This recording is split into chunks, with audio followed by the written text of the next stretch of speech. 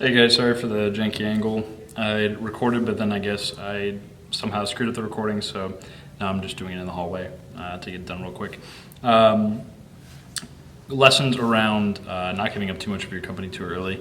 So an angel investor had offered me $100,000 for 15% of the company in increments of 50K for 10% and then 50K for an additional 5% if I hit my goals. And then I just had an investor call today with the company OSV. They usually invest about $4 million in various Catholic stuff throughout the year. I was talking to them about putting in 25K for a convertible note or for $1 million valuation.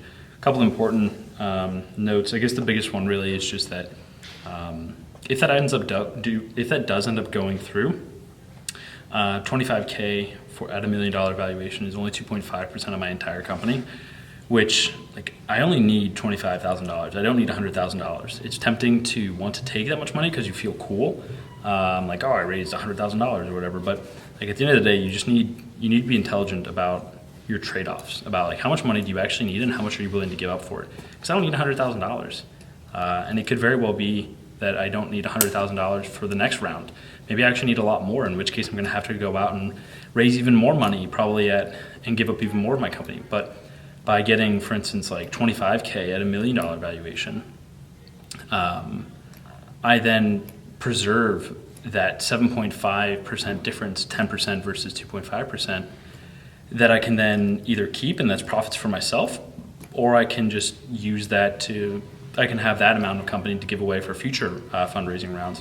And just looking at the theoretical valuations, 10% for $50,000 is $500,000 valuation versus 2.5% for $25,000 puts that at obviously $1 million valuation. So my personal stake in the first one would be $450,000, 10% for $50,000, versus my stake in the second one would be $975,000.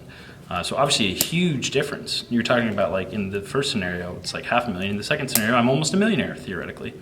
But even if especially since I don't really know what I'm doing, it's imperative that I have sort of an ignorance buffer, a margin of safety according to my ignorance of I don't really understand the investing world perfectly or very well even, or maybe even well. And so especially that, in consideration with the fact of I've never started my own startup before, I should probably include some type of ignorance buffer or ignorance margin of safety. And so giving up 2.5%, even if I undervalue that by 50%, that's a heck of an easier pill to swallow than undervaluing by 50%, 10% of the company. So that's the lesson: is don't give up too much of your company too soon. And to that extent, make sure that you go through the different exercises to know what you're worth, and only raise the amount of money that you actually need, because you can always raise more money later.